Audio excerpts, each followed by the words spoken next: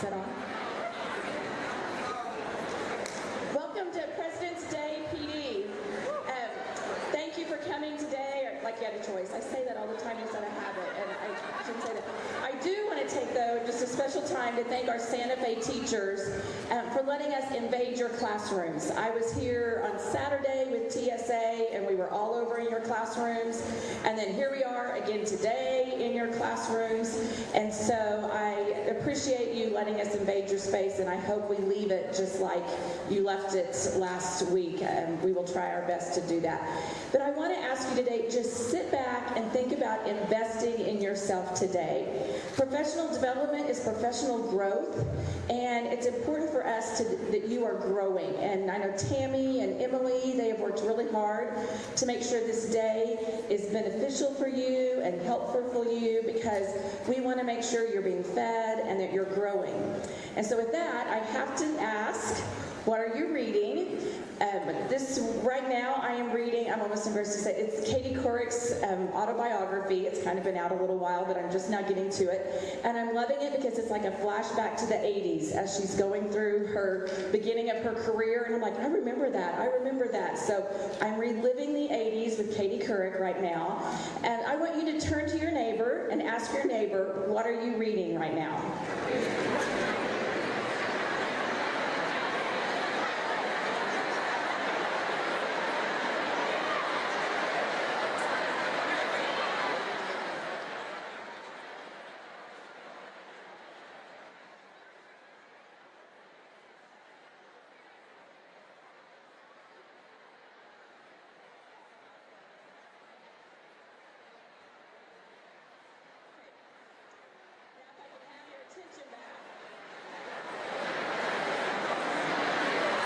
Maybe you just learned something very interesting about your neighbor, but what they're reading usually says a lot about you.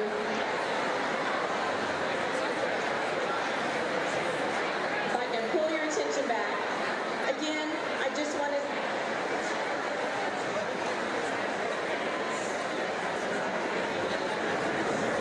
I'll let you finish up. Some of you had some really long book titles. But anyway, I want you to just enjoy the day, get the most out of it. I'm going to turn the microphone over to Tammy. She has just a few logistics, and then she's going to introduce our speaker. So sit back and enjoy the day.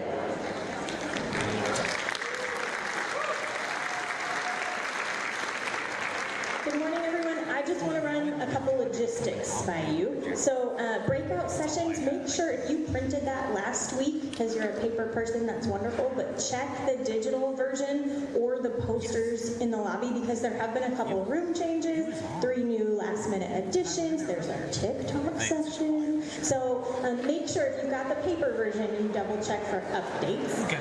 All right. The other thing I want to encourage you with today is that you post to social media what you're learning, because we tell our story in public ed.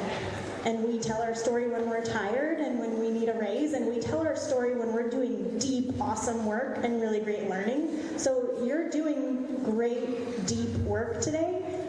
Post to hashtag EPS Leads, tag at Edmond Schools, whatever network you like to use, but I would really encourage you, as you go through the day, document the learning that you're doing while your kids are at home. So our goal is that you are energized and you are equipped with new things for the rest of the school year. And you have 2 keynotes today who are going to do that for you. The first one is Timothy Alexander, and I'm not going to set him up much because he's going to tell his story and inspire you with that. So would you just give Timothy a round of applause?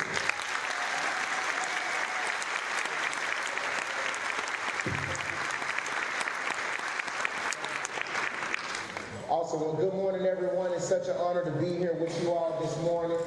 When I pulled up in the parking lot this morning, I knew today was going to be a great day, because you can always tell what the day is going to look like by looking at the faces of the people.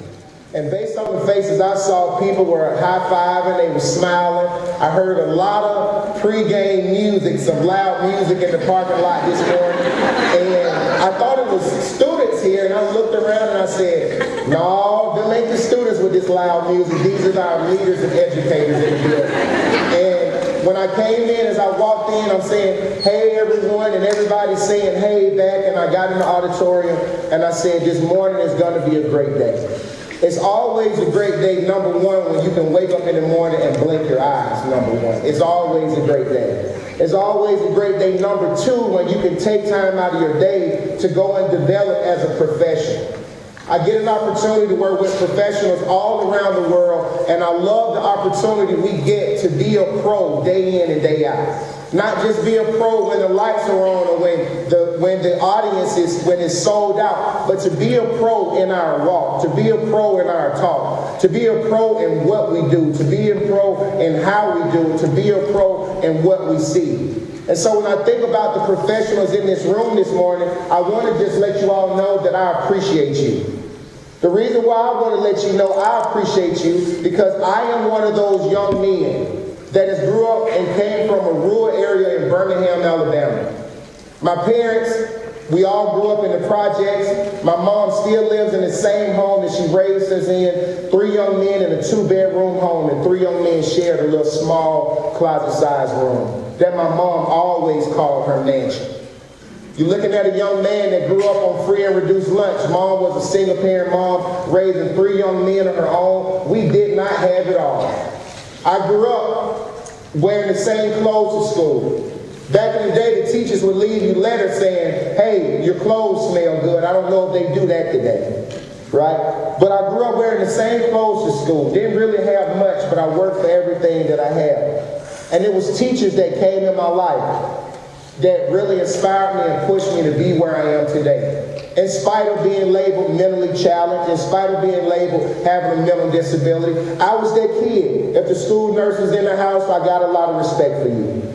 Because I'm that kid that the school nurse came to every block saying, we got to get you out because you got to take your medication. But I was also that kid that went back into the classroom and all the kids would point and say, man, what's wrong? Why are they taking you out? And you would hear them say, because he's special.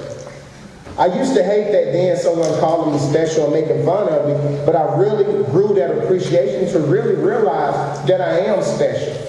To be able to be labeled mentally challenged based on the environment that I grew up in. To be able to be labeled mentally disabled but still somehow end up graduating from elementary school to middle school, and the only hope that you have is saying, if you can graduate elementary school, you can graduate middle school. It's a simple appreciation.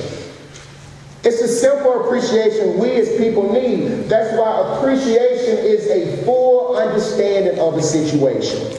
You heard the superintendent, you heard Ms. Tammy, they came up and said, this is the day where we set this aside for you to grow. And I hope you really listen. She didn't say just so you can go through the motions. She said that so that you can grow. Ladies and gentlemen, this year, if we're going to do things great, we got to make up in our mind that it's not about what we go through, it's about what we grow through. Again, it's not about what we go through, it's about what we grow through. And so how do we develop?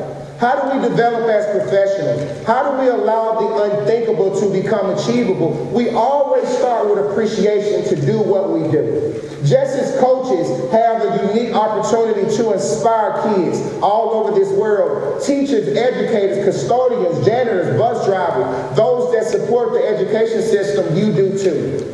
And I challenge you to also understand, because I am a student athlete, that athletes remember great coaches and not so great coaches. Just as students remember great teachers and not so great teachers. But you got to ask yourself, what do you want to be remembered by? TA, do you have any not so great teachers? Absolutely. And when I call and talk to my boys and my friends that I graduated high school with, we always talk about the bad teachers. And we always say, man, but they helped push us today. They let us know early in the game that everybody's not going to really care about you. So you got to care for yourself. But you got to always highlight the great ones. I got to highlight my Miss Devers, who was my 5th grade teacher. The first teacher I ever saw that didn't look like me, didn't have the same skin color as me. The first blonde-haired, blue-eyed lady I ever met in my life. Her first note to me was on my English paper in red ink saying, outstanding job, but you will no longer write the way you talk in my classroom. That was Miss Devers. I'm in the 5th grade like, man, what does this mean? And so as I'm leaving the classroom playing around, Being the class clown, Ms. Diva says, Mr. Alexander, I want to talk to you for a minute. I'm automatically thinking I'm in trouble. This is probably going to be the first encounter of someone that looks different than me that I ever had at a young age. And she said, Mr. Alexander, I want you to know that I believe in you. You have a strong message. You are a beautiful writer. But you will not continue to write the way you talk. I said, Ms. Divas, what do you mean? She said, you've had a lot of and uhs in your paper. It was like you're just writing what you're thinking. I want you to start slowing down. In order to go fast, you got to go slow. And she said, Mr. Alexander, you're going to do some great things. And remember, your 5th grade teacher, Ms. Divas, told you. Ms. Divas is still teaching elementary school. She's been teaching now for like 35 years. And I still talk to her. I went to her classroom the other day just to say hello to the class, and she said, look at this picture. It's you talking in my class. I said, Ms. Divas, I appreciate you because you allowed me to appreciate my uniqueness. Ladies and gentlemen, I want you all to understand that before you get your students and your student athletes to see how unique they are, you have to remind yourself how unique you are. Because if you don't believe it, they'll never see it. It's how can you tell me to be positive with a frown on your face? How can you tell me not to be late to class and you start in the class late? These are tough things that we have to do, that we started off doing. Do you not know that when anyone gets a job, they are usually always on time the first week of their job? Do you know that? Y'all didn't know that? Well, you know it now, right? Or if you get a job and they say, well, you got to be here for 90 days, you're like the best worker ever. And after those 90 days, or after your first week, you go from waking up an hour early to 45 minutes early. The second week comes 45 minutes early to 30 minutes early. The next week comes from 30 minutes early to 15, and now you're like, man, I'll get there when I get there. That's some of us coming to school. That's some of us coming to deal with these kids. That's some of us realizing we got to deal with ourselves. But guess what? At the end of the day, you still made it. And so as you continue to make it, understand that appreciation is recognition and enjoyment of the great and uncommon qualities of someone or something. The great, the uncommon qualities. And I believe that it's 2022. I don't want to be a great guy. Everybody who knows me, I always interrupt them. We don't want to be great, we want to be uncommon. Because it's a lot of great school districts, it's a lot of great teachers, but we want to be uncommon. Last night I was watching the All-Star game. It was 75 Hall of Fame, just the best basketball players in the world. It's 75 of them, but it's not more than that. So you got some basketball players, but these are 75 of the best. We want to be uncommon. And so how do we become uncommon? We have to remain positive. Remaining positive gets us to understand that when problems and situations come, I can be the most hopeful, the most positive, the most optimistic than I've ever been. And so I was thinking about this morning, how can we appreciate them and we show our appreciation together when we enjoy what we do? Again, before you can invest, before you can teach anyone anything, you first establish a true life connection. And so I'm a fun guy, right? I love having fun. I don't know what to do if I'm not having fun. They blame it. I have ADHD and I tell everybody the capital H. So everything has to be fun to me, else I'm just lost, right? It's just over with, right? If I'm in a classroom and it's not engaging and uplifting, I'm like, let's just start asking some questions, right? So you can pay attention. And so I was thinking, I said, man, how can I do this? To really see where the entire room is mentally. Because today, this session is all about equipping you, empowering you, and educating you. Not by what you know, but reminding you what you've always known. That if you want to do anything great, it starts first with your mind. And so I was thinking like, man, I got to have some fun with them, whether we do it or not. And I know a lot of people not going to do it, but I'm going to do it regardless. Because in the world that you want to see change, if you do not see it, ladies and gentlemen, you be it, right? be what you want to see. And so it's going to be 4 people come up on the screen. All I want you to do is pick your person to follow, and I'll see you when we get done with this in about 1 minute and 30 seconds. Pick your person to follow. Here we go.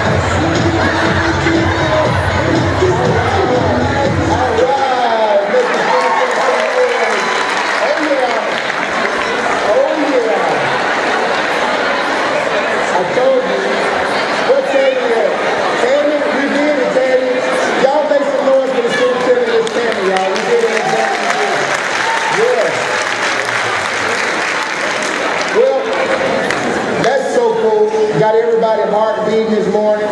Woke everybody up now. Everybody's up dancing.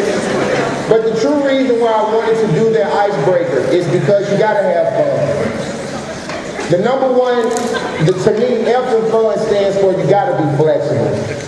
As school teachers, as educators, as leaders, you never know what you're going to get. But you got to be willing to always respond. The U in fun to me stands for being unique. When you're most unique, that's when you're most successful.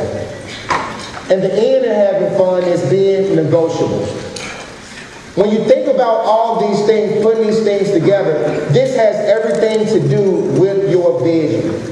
The greatest gift that we all have as leaders and educators is the gift of vision. The ability to hold on to what you see even when you do not see it. Again, as I grew up in Birmingham, Alabama, I had to hold on to one day I would do something great if I just maximized in the classroom and outside of the classroom. If I just listened, if I just tried, if I tried to put my best foot forward, I realized that if there's a strong possibility that I would be successful. But what do you do when what you're seeing is different than what you hear? You're telling me my kids are getting better, we're seeing them getting better, but when they come and they start doing their testing, they're not getting better at all. What do you do when what you're seeing is different than what you hear? You hold on to what you have always sung. When you think about what do you see, I challenge you all to look at your life right now and talk to yourself on what do you see. Years ago, you got into this education, you got into this unique family to help others, helping people help people. We're all coaches in the room, so if I see you and I forget your name, if I say, hey coach, that's me telling you your name, because I just forgot it a little bit, right?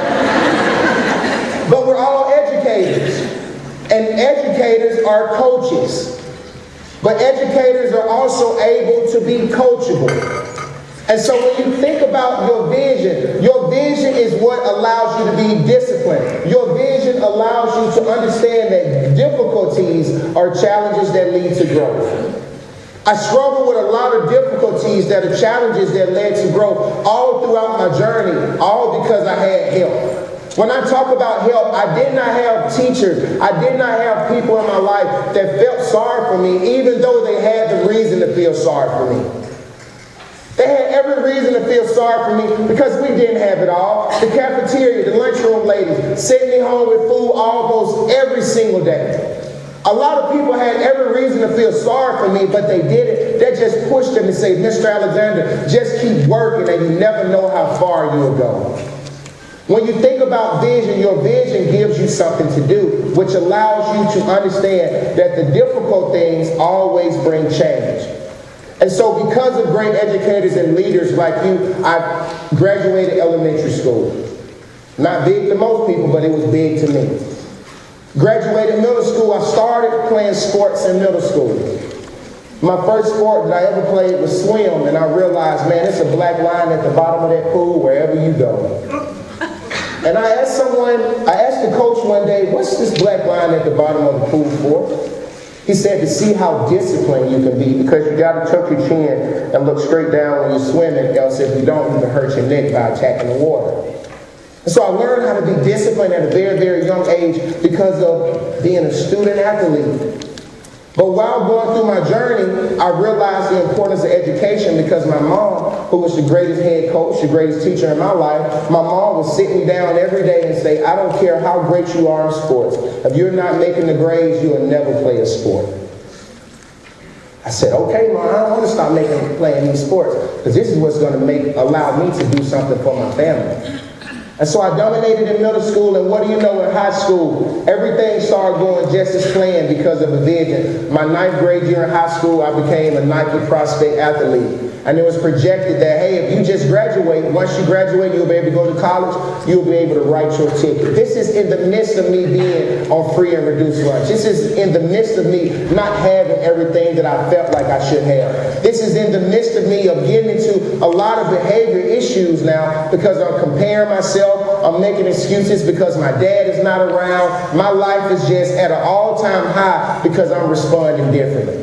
I was just telling one of my friends last night as I was talking to his son, because I heard his son talking about, man, I want to stop making good grades in school. And I said to myself, why would you want to do that? And he said, because all my friends make fun of me because they call me the smart guy and I get all the awards and they don't get any awards. I said, man, you need to get some new friends. I took my arm around him and I said, nephew, let me talk to you. I said, I wish I had someone to tell you what I'm finna tell you when I was your age. That making good grades, that's what cool kids do. Cool kids can sit in the back of the classroom and have the best grades in the classroom. Wherever you go, you'll be a leader. He started smiling, and I said, I want you to be the top of your class. I want you to be valedictorian. I want you to make everybody upset because of how smart you are. Make all the good grades. Win all the awards. Don't make any B's. Try to make straight A's. He said, I can't do that. I said, well, you can try to do it. And he looked at me, and as he walked off, I heard him say to himself, I'm going to be the best in my class. Going through all these things in high school for me, I realized that, man, you can do it. Teachers, I'm reminding you today, you can do it. My freshman year in high school, I became a juvenile delinquent. Got with the wrong crowd. I made a lot of excuses, didn't feel like I had the right role models that I had. And I'll never forget going to juvenile, the school resource officer, Officer Daniels and Officer King, they pulled over on the side of the road. And they had tears in their eyes and they said, Mr. Alexander, why are you doing what you're doing? And I told him, I honestly don't know. He said, Mr. Alexander, this world will never know your name if you don't change your mind. You got all the potential to do something great, but you're going to blow it being with the wrong crowd. Your school loves you, your teacher loves you, your coaches love you, everybody in the community loves you, but you got to love yourself enough to do something about it. I built up courage and faith in me, and I said, Officer Daniels and Officer King, y'all going to drop me in here in juvenile, and in 6 months when I get out, I'm going to be the best thing ever. I went in for 6 months, making straight A's in juvenile, doing the right thing. Kids was telling me, man, you're too smart to be in here. I looked at them and said, we all too smart to be in here. But now I know what I want to major in. I want to major in criminal justice. I got out of juvenile. Now I'm at the back end of my freshman year. I went to my school, and my high school principal called me in his office. And he said, Mr. Alexander, I'm going to give you a decision to make right here today in my office.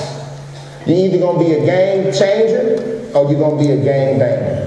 But I'm going to tell you right now, if you choose game banger, we will expel you from this school right now. I said, Mr. Phillips, I'm ready to be a game changer.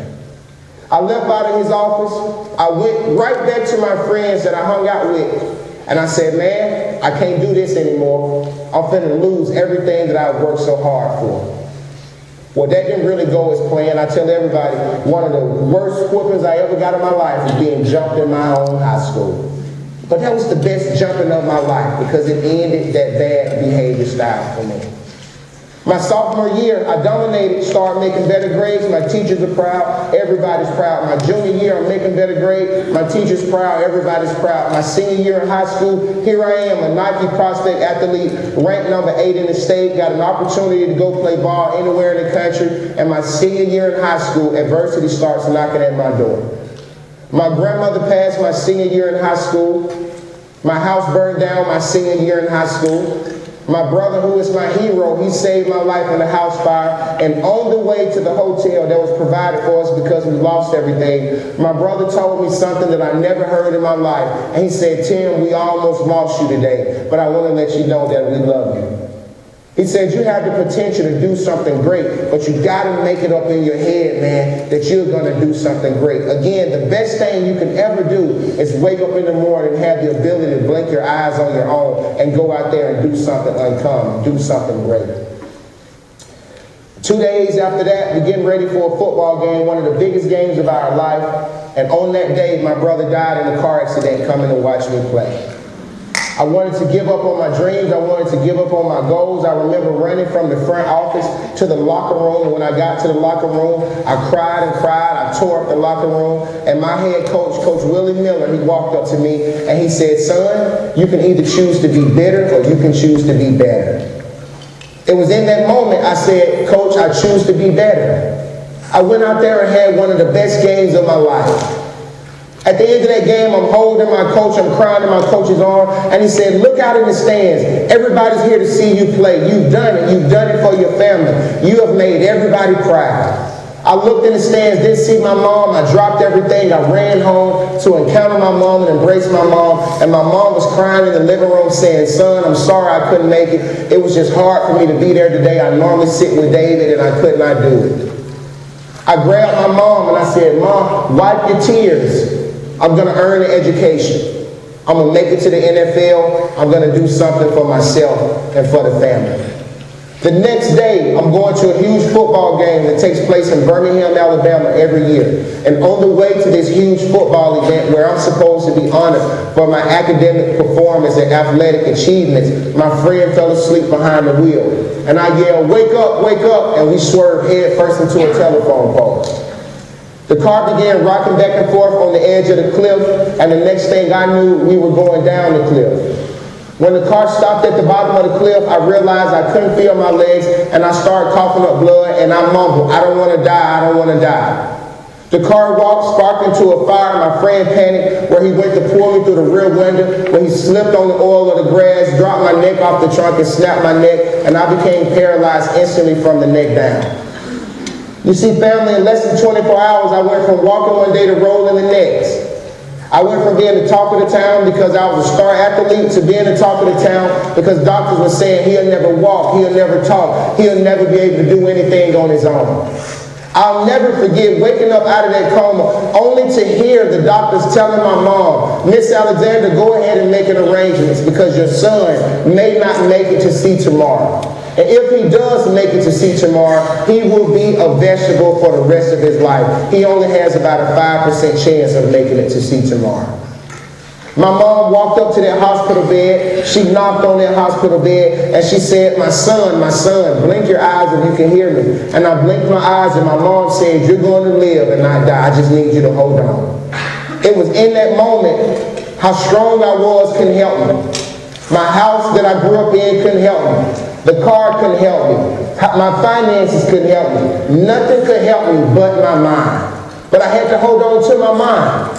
For 2 years, I battled being depressed and suicidal because I'm in a body I don't know. Somebody has to dress me. Somebody has to feed me. They're telling me I'm getting better, but I'm not seeing myself get better. Again, what do you do when what you're seeing is different than what you're hearing? You got to hold on to your mind.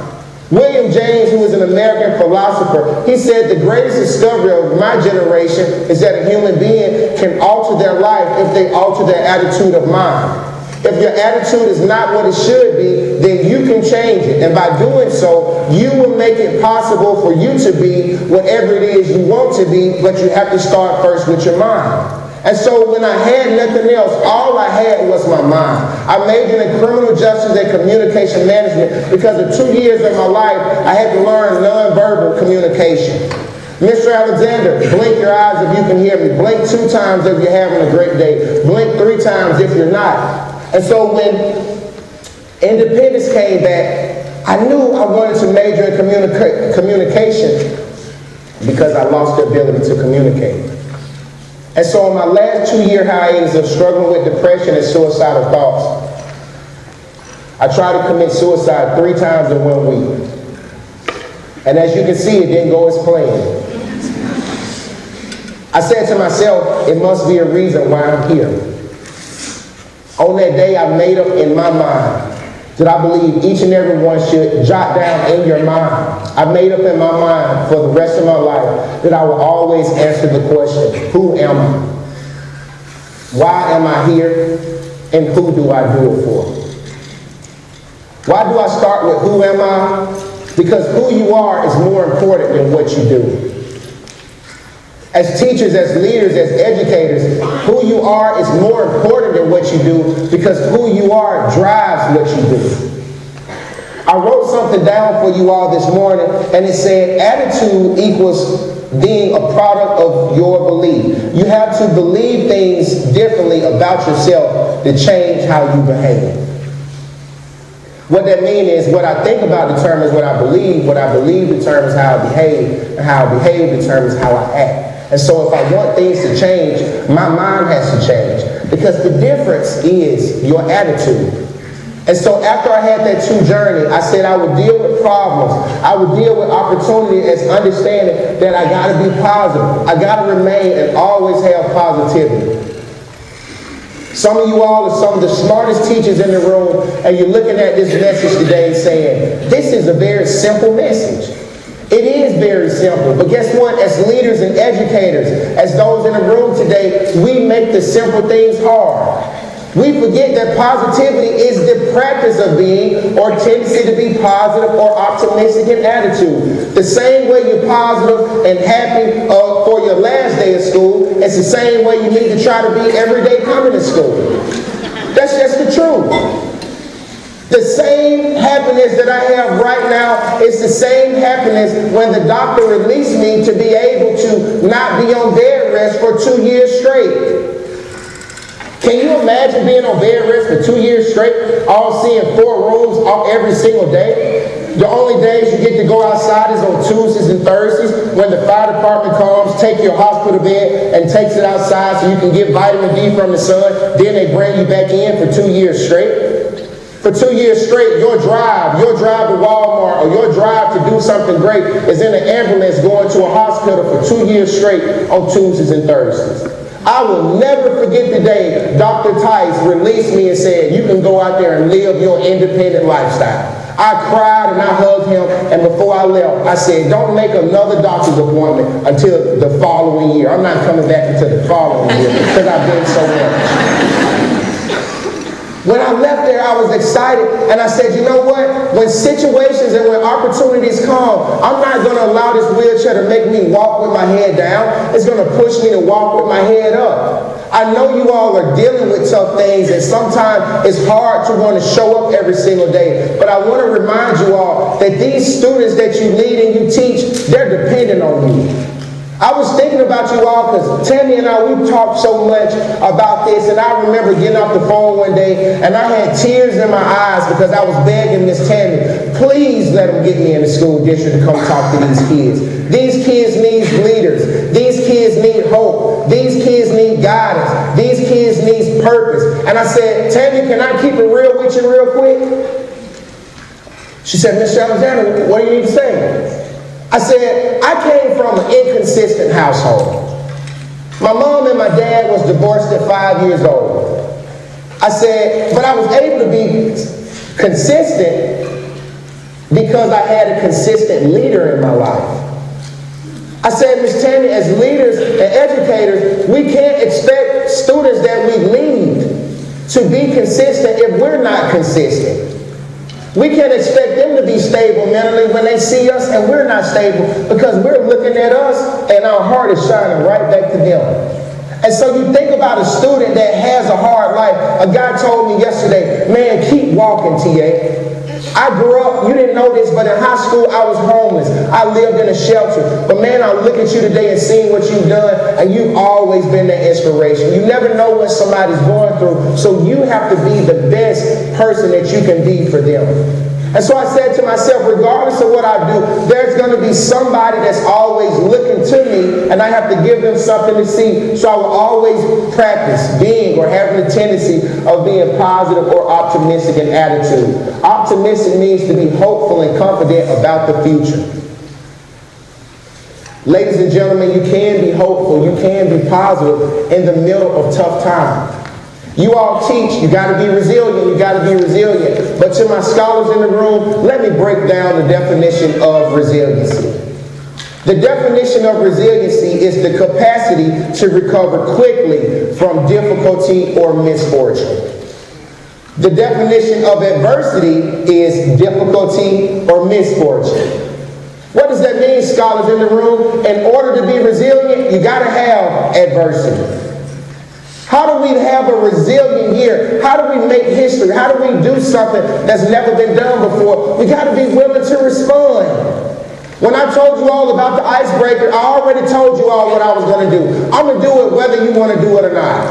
And when I turned around, you didn't see me turn back around and look and see who was doing it. I was all in. Regardless of what, but I felt you all behind me.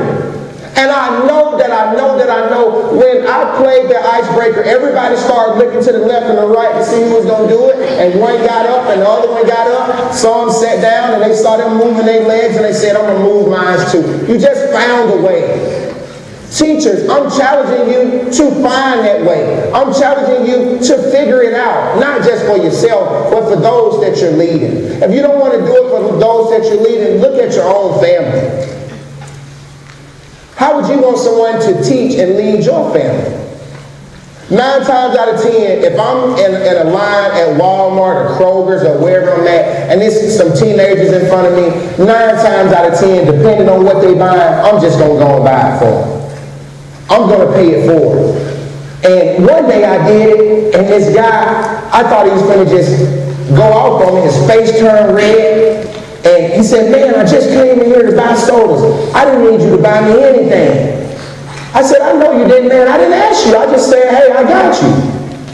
And he said, why did you do it? And I said, you know why I did it? Because one day I'm going to have children and they're going to be in line. And I hope somebody will pay for their soda so they can save the little money that they got. That's really why I did it. He said, you for real? I said, yeah, now you go and do it for somebody. He said, I'm going to Walmart, I'm going to McDonald's, I'm going to pay somebody food in front of me, and hopefully it'll come back to me one day. Hopefully. What am I saying? What you do for others will come right back to you. And so again, what does this mean, educators in the room, scholars? You got to be mentally tough. Mental toughness is many things and rather difficult to explain. Its abilities are sacrifice and self-denial. Most importantly, it is combined with a perfectly disciplined will that refuses to give in. It's a state of mind you could call character in action. Again, what's your character in action in the room? That you're not easily to give up. For the last 15 years, I have been doing therapy about 3 to 4 times a week. And whenever I go to the doctor, my doctor always says, Mr. Alexander, you're just not going to give up, are you? I said, absolutely not. Y'all told me I had a 5% chance of making it to see tomorrow. 15 years later, I'm standing here. I said, if I give up now, I could be walking tomorrow and I never know if I give up right now. So I just got to keep on keeping on. Henry Ford said, if you think you can, you can. If you think you can't, you can't. Some of you all in the room, the reason why you all are not doing it is because you're just simply thinking, man, I can't do it. This morning when we was up on stage and Miss Tammy, she kept, you ready? I said, Miss Tammy, listen here. We can be laid back because we know when it's time to run this show at 8:15, we ready to go. She said, well, you don't know me well. I am not a laid back person. I said, well, hold on now, Tammy, hold on. I said, you are laid back. Let me tell you what I mean. I said you're laid back in a way because you're confident that the job will get done. It's gonna get done. Not laid back in a way that, oh, it'll happen. No, you're laid back in what you do, knowing at 8:15, we're gonna hit play and everything is gonna work. So you can be laid back and understanding when you show up in your classroom, you run the classroom. As a football coach at UAB, I serve as the Director of Character Development, Career Placement, and Community Outreach. I do not work for the school, I work with the school. I work with the SEC, I work with the Big Ten, I work with the Power 5. I work with a lot of different schools all over the world. I don't know if you all ever saw Last Chance U on Netflix, but I was on season 2, episode 8. I worked with them and they won the championship. I just worked with the University of Alabama gymnastics team last year as their first year of being their mental performance coach, and they won as SEC championship. And our message and campaign for this season was, pressure is a privilege. Teachers in the room, educators in the room, when you're pressured to perform, that's a privilege because people are dependent on you. And so I said, Miss Tammy, we can be laid back. I'm ready. Because this pressure that's built up now has allowed me to be mentally tough, and there's no way that I'm going to give up or I'm going to give in. Teachers, again, if you can do anything, I want to give this acronym called KISS. Keep it short and simple. When it comes down to your lesson plans, when it comes down to your leading, when it comes down to what you're doing, you already know research says students and kids today, they have they're labeled their brain like goldfish. They can only pay for about 8 seconds. And so you come in there all dry, sounding like the Clear Eyes guy. You already lost them. You've already lost them. And so I challenge you to keep them on being excited. This is what I understand about the military. Those in the military, Air Force, Navy, Marine, Navy, Army Corps, all of those that have done great things, they understand emotional resiliency, that I got a tough job to do. The job that I do is very, very tough, but it may try to affect me emotionally, but I got to keep fighting. When I go to Children's Hospital, when I go to the hospital and I serve those in the ICU units, right, the doctor always tells me, Mr. Alexander, do not go in there telling them you're going to be out soon. Because you can get their hopes up so high, and when it doesn't happen the way they think it's going to happen, it can cause them to go down. It's very, very tough for me to go in there and see that and do that, but I have to remind myself, I got a job I got to do. When your students and those student athletes come into your room, you may think you don't have them, but guess what? You do have them. You got a job you got to do. You got to command the room. Commanding the room allows you to be great and understand that there are benefits of adversity. Benefit of adversity. William Shakespeare said, sweet are the uses of adversity, because it is this, when we are in the most chaotic and chaos times of our life, the silver lining is our mind is normally the sharpest. When your back is up against the wall, have any of you all ever turned in assignments in college or in high school at 11:59 p.m.? Does that ring a bell?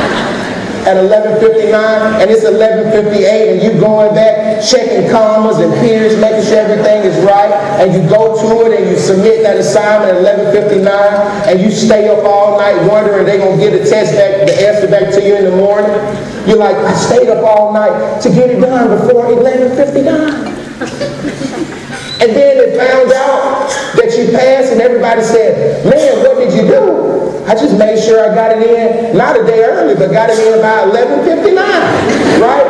Because again, that pressure has allowed you to be resilient. Maybe if you turned it in early, you may not have proofread it the same way you would have did it right before 11:59. It's like an email, you know you got to get back today, right now, right? You're going to make sure everything is decent and in order because all I got is one time. That's allowing you to be creative.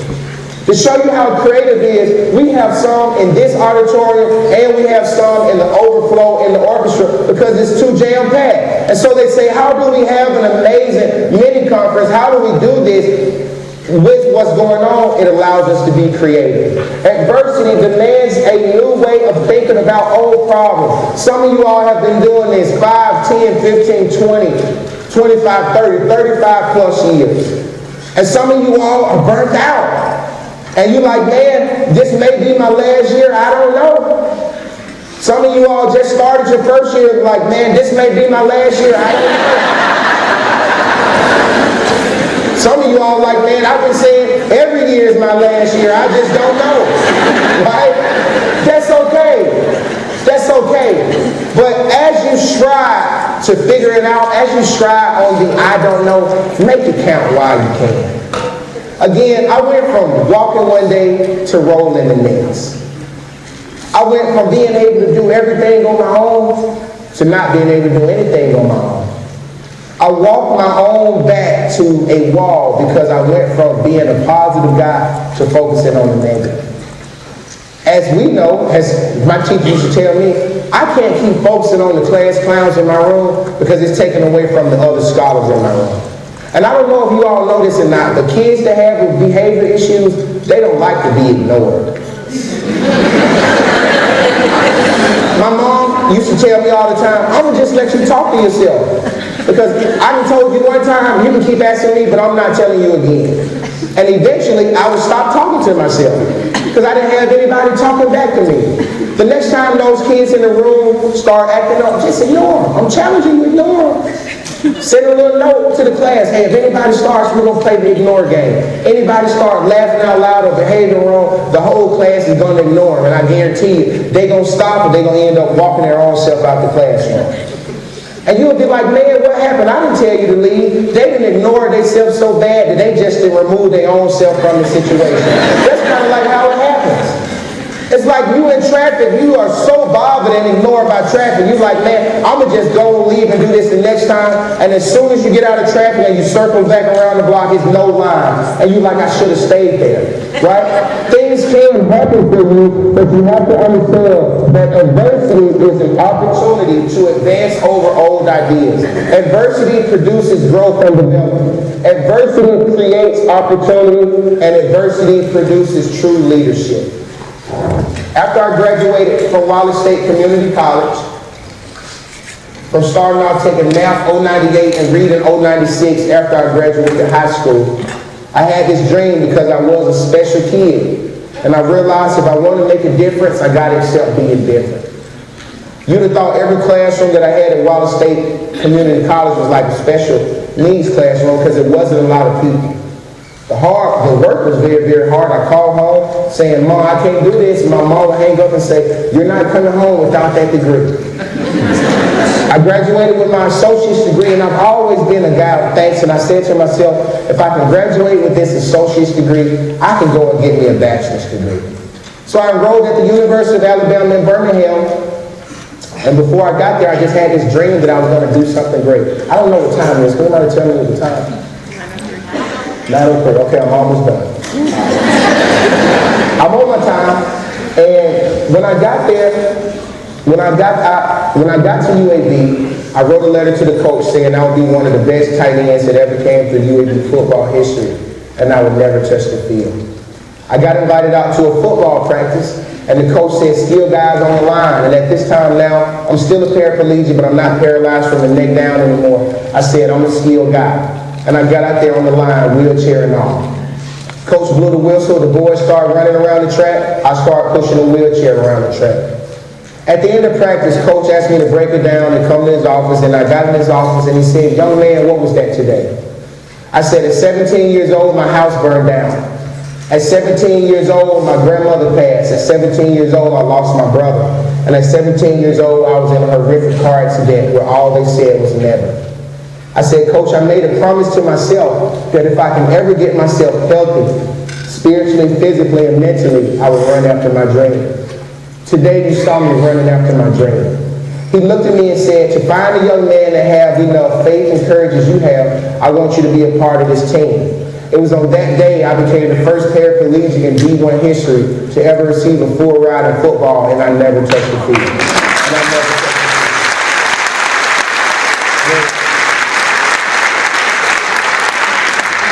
All throughout college at UAB, everybody asked me, what are you majoring in? And it was always been the same, criminal justice and communication management. Why did you want to do criminal justice? Because I used to be a juvenile delinquent my freshman year in high school. But I transitioned, my mind changed, I renewed my mind. I made a dramatic change in character and shape and in form. My mind began to change in communication. I fell in love with it. And while at UAB, I created my own character development department. and we did not even have the program. We didn't have this budget in our school. And I remember taking my proposal to the head coach, and I said, Coach, if we're ever going to win, we got to win the character side. We got a lot of guys don't know what they're going to do, and they're going to graduate, and this is how you can help. He said, no, I don't think this is how I can help. This is how you can help. He said, I want you to go and meet with the AD and tell him what you want to do. I said, man, are you serious? He said, yeah, this is great work. I said, man, Ms. Devers always said, never go to school just to go to school. Go to school to learn. Man, I didn't learn something. I went and met with the AD and I told him my plan. And he said, Mr. Alexander, in order for you to do this, you got to get your master's degree. But you got to take the GRE. I said, Dr. Mackin, I'm not able to take that GRE. I'm on disability support service. Math has just always been a struggle for me. I shut down. I wouldn't be able to do it. He said, I just want you to go and take the GRE. Well, I don't know why he told me to do that, but I went to take the GRE and I fell asleep taking it. It was horrible. Those were some of I've never seen those word problems in my life. I got out of school, I went to Dr. Mackin's office, and he said, did you take the GRE? I said, yes, I did, Mr. Mackin, but I want to let you know I failed that GRE. I didn't even ask for my scores. He said, what's going on? I said, test taking is not my strong side. I said, I'm on disability support services. I know before I came to UAB, they made me meet with like a school psychologist, and they took a lot of notes on me, and I know they said something about me being a test taker. Look at my grades, don't just look at my test scores. So we went and we pulled my report, and they saw that all throughout college, my grades were progressing. They said, Mr. Alexander, this is what we can do for you. We're going to put you on academic probation. But you're going to have to graduate with your master's degree in 1 year, because we're only going to pay for it for 1 year. And you cannot make lower than a B. I said, are you serious, Dr. Mackin? He said, if you want to do this, you got to figure it out. Ladies and gentlemen, I called Ms. Devers, my 5th grade teacher. I said, Ms. Devers, I need you to be my tutor. I need to come to the house.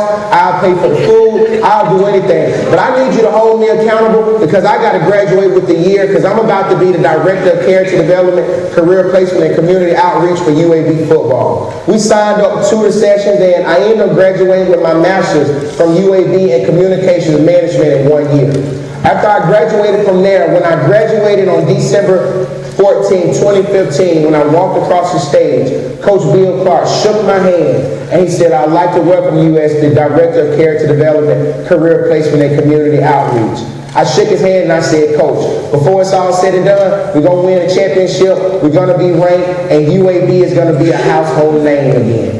Ladies and gentlemen, today UAB has only been around for 3 years. We are a household name. We compete for a championship every year. We just beat the 10th ranked team, BYU, last year, and that game was my mental performance game. That game, the only statement was, we're talking right now. Everything that we have learned, everything that you have heard, everything that you have saw, it comes forth right now, because vision is what you see to accomplish what you desire, so that you can have what you want. Vision gives people something to do practically. Vision provides diversity and unity. Vision provides direction. Vision shows you what you could be, and vision always inspires action.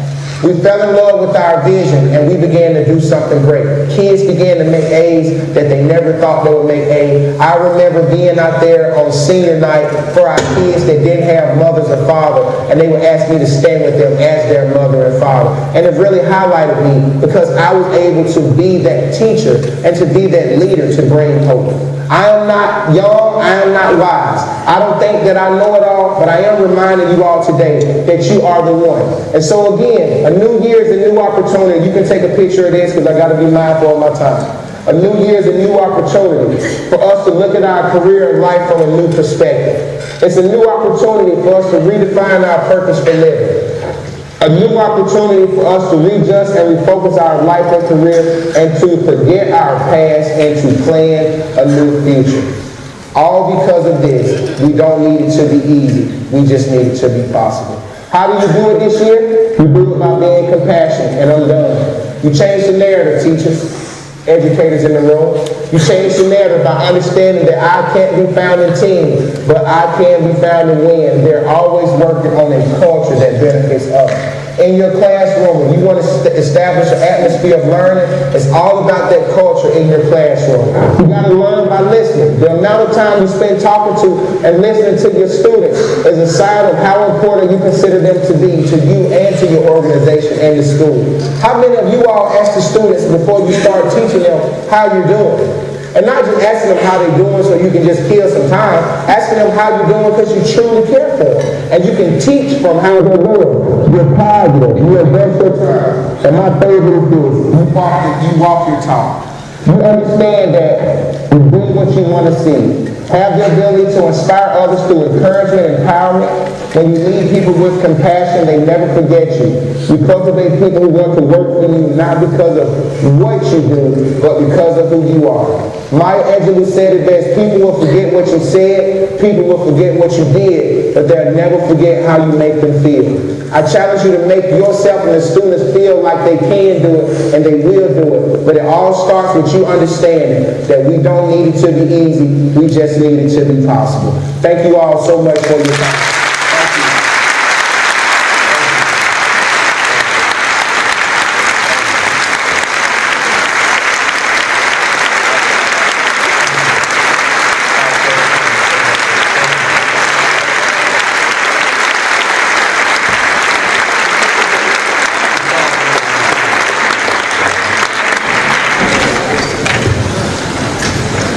Stand up again.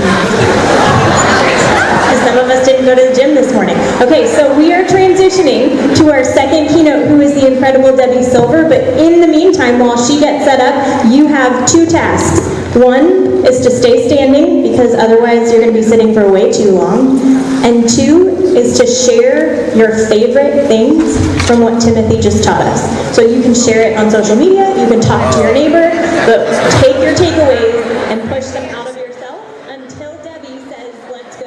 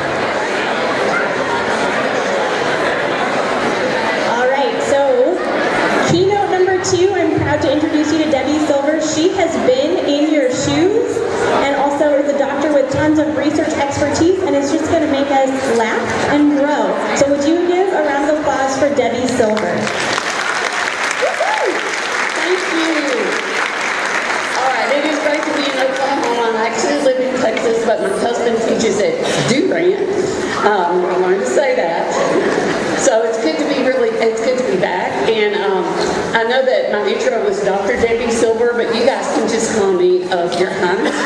And, oh man, I knew y'all wouldn't do it. All right, Debbie's good. But if I start calling myself by different names, I don't want to confuse you because I've had a long journey. And so if I say Dr. Silver, I was probably teaching at Louisiana Tech University, which is where I ended up teaching pre-service teachers.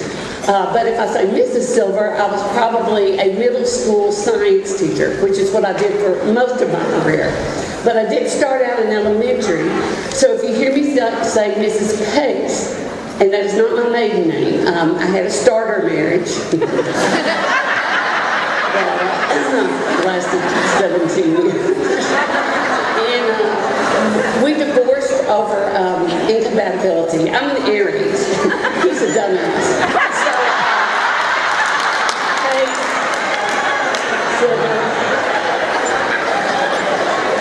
I'm a teacher. I love what Tiffany had to say about optimism and positivity. So amazing. And it's been such a challenge. I mean, have y'all felt like for the last 2 years it's just been one of those days? And I just kind of want to see how y'all made it through the pandemic. So I've got, we're teachers, so we have to start with a pre-assessment. So I need to assess you and how you are as pandemic teachers, or how you survived the pandemic. So everybody stand up. Just stand up. And that's really cool because the people that were hanging in back now, I could sneak in. Okay, they didn't see me. Was the superintendent looking? All right. So this one is called Sit Down If.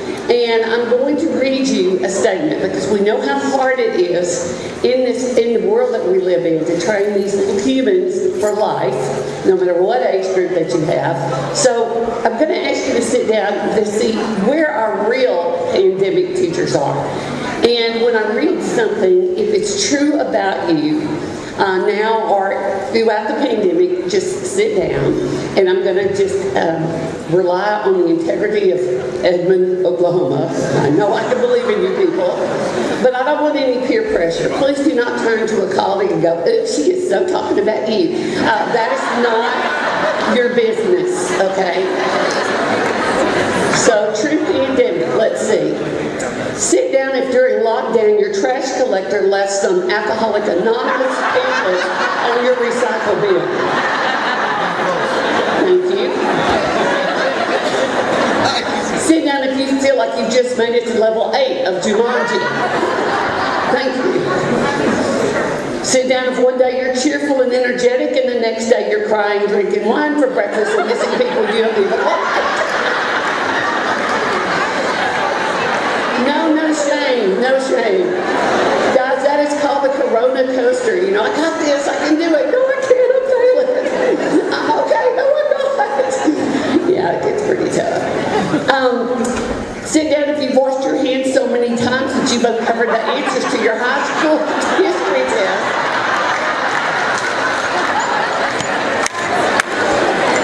Sit down if after all this quarantine you're pretty sure you've gone feral and you won't be able to integrate back into polite society. Sit down if you think the whole world is acting like a class with a substitute teacher.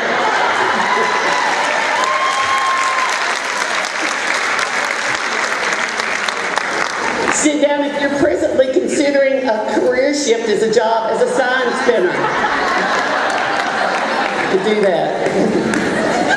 Sit down if you realize that you're one of the most significant adults in your students' lives. So y'all give yourselves a big hand.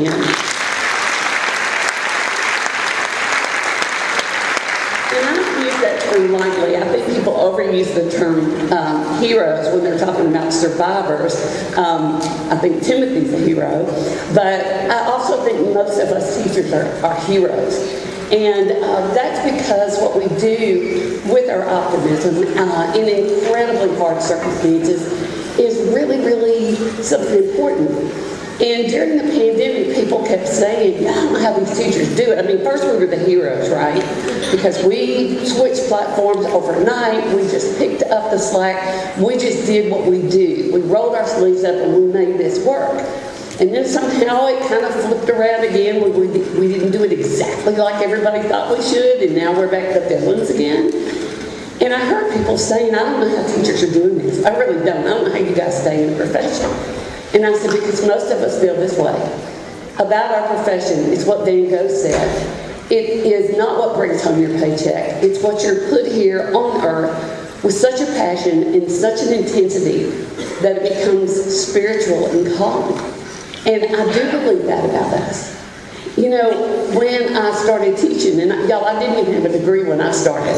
I was 20 years old, and I was hired as a temporary substitute in Logansport, Louisiana. You've never heard of it. It's not the end of the earth, but you can see it from there. And that was in my first marriage to Cletus Earl. And, oh, yuck it up, Edwin. Y'all got a lot of room to talk. No, I love being home, because y'all get it. I'm making that up. But I'll be like in New Jersey, and I'll say my first husband, Cletus Earl, they don't laugh.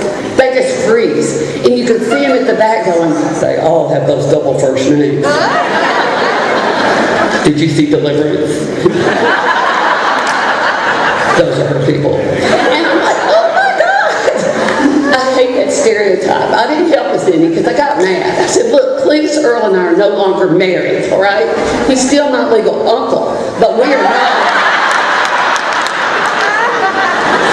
Oh, let him stay up there. I don't care. But I got kidnapped to Logansport, Louisiana, and very, very much a challenging situation. Everybody in my school was on free lunch, and I could have been with my salary, but I didn't know to apply. The thing is, I started out at Logansport Rosenwald Elementary, and I was that different teacher that Timothy talked about. And it was just kind of an amazing experience. But that's when I finally realized. And it came about when I kind of articulated it when I met my next ex-husband, Lawrence Silver. We're happily married. I just introduced him that way to keep him on his toes. But we were at a party, and he walked up and he said, so what's your name? And I said, oh, Debbie Pace. And he said, well, Debbie Pace, what do you do? And I have to tell y'all, I'm very proud of what I do. And I hope you are too. We've got people that just want to take little pieces of it. Have y'all noticed now, everybody thinks you're an expert on school? Everybody. What, because they went? Or like some of our legislators did not. I'm so done with that. And I've taught my students to say this, and I'm just going to share this with you because I do it. I travel a lot, and when people say, so what do you do? I never take a back seat. I step up and go, I am a teacher. Yeah, I knew that was going to be too dramatic for Edmund, but that's all right. But Lawrence Silver walked up, and, he said, what's your name? He said, what do you do? I said, I am a teacher. He was like, whoa, congratulations. And he took off running.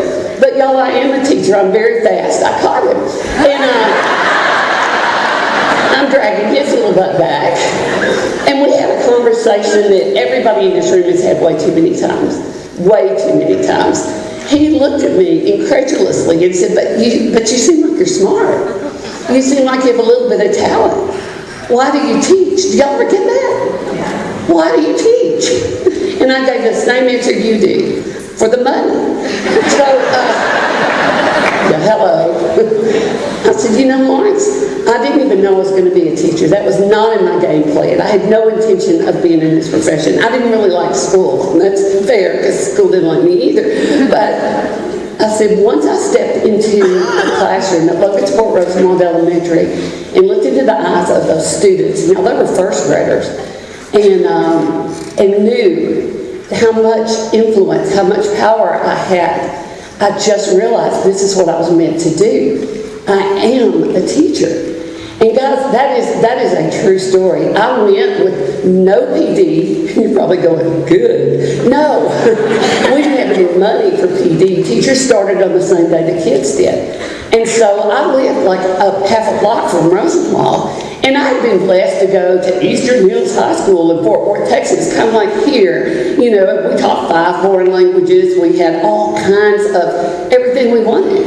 And growing up that way, I just thought everybody had that. And then I go to Rosenwald, and I'm in that little army barracks room all by myself, paint peeling off the walls, dirty wooden floors, and I'm brand new. I don't know anything. All I have is my purse. And I'm thinking, oh, I probably should have brought a poster. And I've been told I was going to teach 4th grade.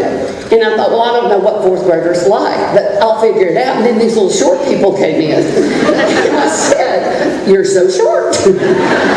What grade are you in? And the child said, 1st. And I went, oh, no, that's a mistake. Well, y'all that teach, the little bitty ones, you know what happened. They're like, I'm like, no.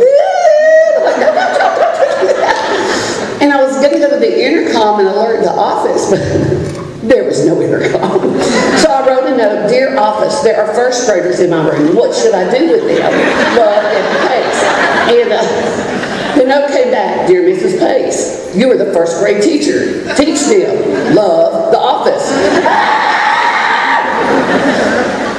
Not 4th, 1st. And we didn't have kindergarten. This was their first day at school in their entire lives. Oh my God, there was weeping, there was wailing, there was gnashing of teeth. And those little kids were upset too. So, and because of our poverty, our parents didn't even know to come pre-register their students. They didn't have transportation. So the registration happened this way. They got on the bus, they had their birth certificate, they had their shot record, and it was the 1st grade teacher's job to put all that into the cumulative folders. So I'm trying to do this, and when I first got to Logansport, I had a problem because I didn't speak the language. Redneck, what'd you kill? Yeah, me too, honey, I got one. And I thought, oh my God, I don't speak redneck.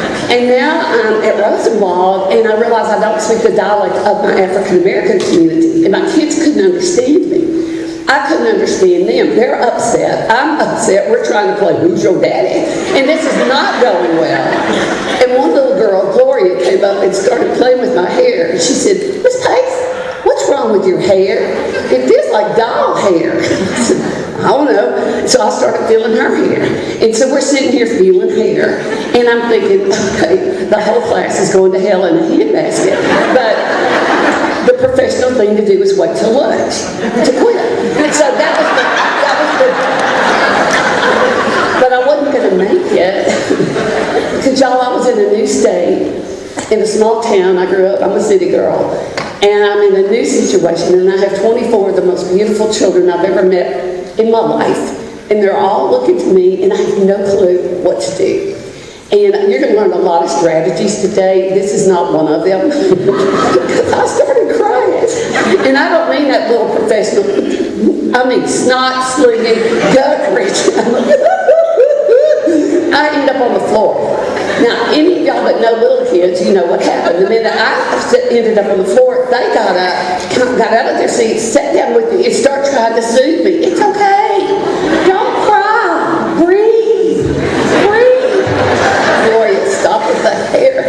And I said, all right, I need to be honest with you. I said, I'm not from Logansport. I'm not doing very well. That's okay. Don't cry. I said, no, see, I'm not even a real teacher. No kidding. Well, here's the third thing. At lunch, I'm going to quit. No, I'm not going to leave you by yourselves. See, I'm going to go to the office, and I'm going to resign, and they're going to get you a real teacher. We don't want a real teacher. We want you. And I'm like, why? And guys, I don't care what grade you teach. I don't think it changes. I think it changes the way they communicate it, but I don't think it changes. They looked at me and said, you need to be our teacher because you're nice, because you're taking good care of us, because you love us. I said, that is so true. Y'all are the nicest people I've met in Logansport. And I'm going to come visit you all the time. No, be our teacher. I said, I can't be your teacher. I do not know how to teach. And my first graders went, we'll show you. Well, I was 20 years old. What did I know? All right.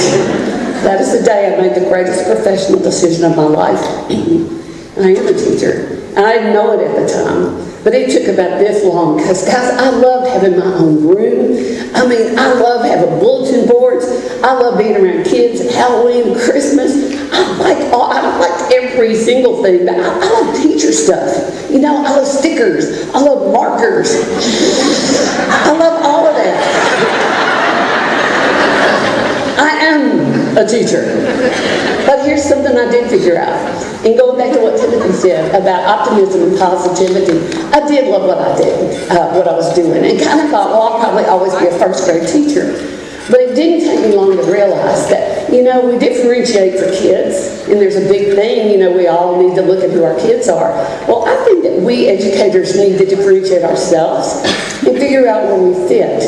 Because a lot of times when I have my student teachers go out and they'll say, this wasn't what I thought it was, you know, maybe I'm not cut out to be this, and I'm like, maybe you're just in the wrong spot. Maybe you need a different discipline, or maybe you need a different grade group. Because I do believe, you know, people say, well, a good teacher can teach anything to anybody, anytime. There's a little bit of truth in that. But let's be honest, guys. We do kind of have our own callings. And what I came to realize, and y'all may realize, Timothy said he had ADHD with a capital H. I call mine ADDOS. Attention deficit sparking. Anything shiny. I'm like a crow. But definitely have it. And y'all might teach the little bitty ones, you know, it doesn't always work so well. Now, raise your hand if you teach second grade or below. Oh, they're in a different training. Okay, we'll skip them. I thought they'd never leave.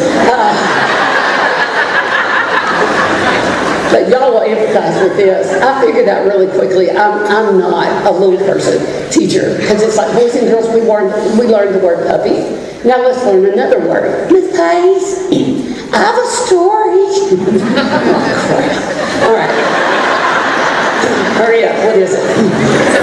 One time, we were going to get a dog, but my dad, he's not really my dad.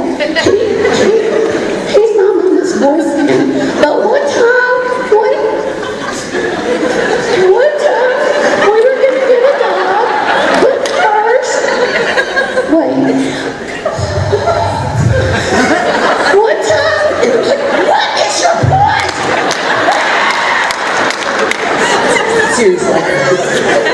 Get down on your knees and thank those people. I'm so not doing that. I'm so secondary. But you find out where you fit, right? And you make that work. And in that, when you find out where you fit, and I encourage you, if you're a brand new teacher, you know, that maybe you still explore other options. Because I moved all the way up. In fact, I got all the way into high school. And kind of finally said, no, middle school's my place. I mean, the blind leading the blind. But I love that. The thing is that what I realized about whether you're elementary, middle school, high school, this is what's important. And sometimes we go, well, we know that's important at elementary. But as Timothy pointed out in his talk, it's important all the way through. So when I am doing my secondary methods, sometimes I teach secondary science methods, but sometimes I just teach classroom management secondary. The college levels, they're always worried about the rules and the procedures and blah, blah, blah. And I said, guys, let me tell you the most important thing is when you're with kids, be with kids. Be with them. And that means physically, emotionally, and intellectually, every single way. And I didn't always do that, but I ended my career doing that because that's what they're starved for. Because I have done this for so long, many decades, people go, but you know, Dr. Silver, don't you think kids today have changed? I do not. I think the world has changed. I don't think kids have changed. I think kids want what they've always wanted. They want our undivided, focused attention of the adults in their lives. Period. And Timothy said it so well when he said, they will get your attention. They're starved for that. They're starved for adults that look them in the eye. And guys, the very least thing we can do is when kids walk in the door to say, good morning, hello, to make eye contact. That is the least we can do. So I tell my future teachers, when you're in the classroom, I want you to leave whatever drama you brought from home in the car. Leave it in the car in the parking lot. And when you get to the foyer, when there's teacher drama, they go, what if there's not? No, well, there will be. Believe me, there will be. You walk away from that because you need to be where your kids are. And you need to be there to make that contact with them every morning. And that needs to be, as Timothy said, a positive one. And I hear people go, well, what if I don't feel positive? I'm going, fake it. Well, is that my job? Yes. Guys, you don't have to be happy to be cheerful. And whatever is going on in our lives, and we know it's a lot, those kids have nothing to do with it. The best that we can do is to be the best that we can be when they come walking in that room. So do that. Now, y'all are all with me so far. This is where I'm going to probably lose some people. What I learned is that once kids are present in the room, to stay engaged. That means I am not at my personal computer. I am not on my cell phone. I'm not texting. I'm not checking messages. I'm not texting social media. I'm not going to check on that. I'm not even talking to another teacher. I'm not grading papers. I'm not making lesson plans. I'm not running plays. When kids are present, I'm present. That means I'm usually on my feet, and I am walking, and I am talking to people, and I'm not trying to play gotcha. I'm just trying to engage. And even if I look out over their heads, and I see somebody's towing my car out of the parking lot, let it go. Let it go. For now. Now, I see some of my millennials going, well, I guess she just forgot what it's like to be a teacher. She doesn't know how to multitask. First of all, I don't believe in multitasking, and second of all, I'm in classes all the time. I have not forgotten. Believe me, there are those days, have you ever been there, when you're just about to snap? And here comes that kid, Miss Pace, I really need to talk to you. I have a problem. I'm like, honey, I just need a moment of adult time. That's why I'm in this bathroom stall. Now, shut the door and let me finish my sandwich. I get it. I know you don't have enough time. And we're working on that, guys. Those of us who are talking to legislators, we're working on that. You need that time. You need it. But until that point, what we want to do, and this just goes beautifully with Timothy, that we try to regain our optimism. And a couple of colleagues and I actually wrote a book called Deliberate Optimism, Reclaiming the Joy in Education. But I want to be clear about this. I'm not talking about that toxic positivity, okay? I'm not talking about just all the posters that say, take care of yourself, like you don't know that. It's not about, that pharmaceutically induced state of mind. So happy. And I don't expect you to do cartwheels of joy, on your way to professional development on bloodborne pathogens. That's not. I don't expect you to hop and skip down when you've got irate parents waiting to see you. But what I'm talking about is that general hopefulness, but also a belief that what you do matters. To me, that's what keeps me optimistic. No matter how hard it gets, no matter what, the constraints, I know that what I do matters. And I love this quote by Ray Esquith, who says that optimism is the foundation of all good teaching. And I don't know how you do teach if you're not hopeful. And yet I do know some people like that because I do a lot of coaching. Y'all ever get that really negative Eeyore teacher? Oh no, this is horrible. And I'm like, okay, well, I know you're really struggling with this particular strategy. So have you tried this? No, that wouldn't work. Well, have you thought about that? No, I tried that in 1980. It didn't work then. It's not going to work now. Well, would you think about if I came in? No, I don't even want to try. I'm like, well, just die. Okay, seriously. You're a total waste of clothes. I am done with you. No, we value all teachers. Lord have mercy. What optimism is, and Timothy touched on this, but I want to go further. It's really how you view the world. I mean, look at the circumstances that he shared with us. Oh my gosh, were y'all sitting there thinking what I was thinking? I don't know if I could have done that. I don't know if I could be, what he is. And he was honest with us. He said, I wasn't sure I could either. But sometimes you just have to flip it,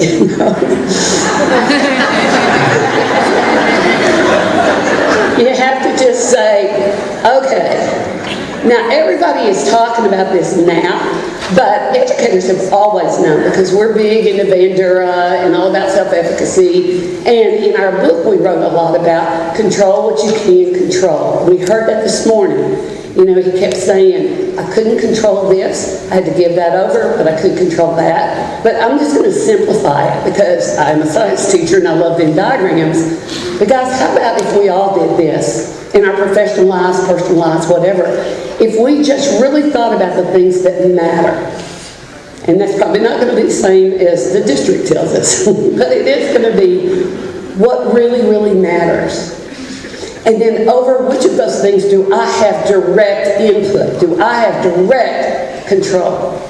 And isn't that where we ought to put our focus? Because how many times do you go into the teacher lounge and we're tilted at windmills? Well, if the legislature would just, well, these parents, how are we supposed to? Guys, I don't know about you, but I don't feel like I have that much power over my legislators. And I don't feel like I have that much power over parents. I have power with parents, but sometimes not as much as I want. So maybe just simply saying it's about thinking about what we can control. And what we can control is our attitudes. And you heard that this morning. We can't control how other people feel about us. And my mom used to say, the way other people feel about you is none of your business. But we can't control how we react. When you're in schools, you don't get to control what subject you teach, except, what you're certified. But they can move you to another school. They can give you a different assignment. They can change your planning time. I mean, those are all things that we know are beyond our control. But what we can control is how to react to that and the choices we make. So that's where we want to go with that. And let me just get a little deeper for just a minute on this, because when we are talking to kids and they tell me things like, well, I couldn't control that. I broke up a fight one time. I said, why did you hit him? He said, he made me. You ever heard that? He made me hit him. I said, he took his fist and put it in your face. No, he was talking about my mama. I said, he doesn't know your mom. But even, regardless of that, you had power. You made a choice. So I know a lot of us now are working on mindfulness. We've always said to kids, take a breath. Just take a breath, take a breath. Well, now we're being purposeful in that, because there really is a lot of benefit to saying, if you could just stop and breathe just a second, so you don't have that automatically action-reaction, which I blame a lot on our instant gratification society.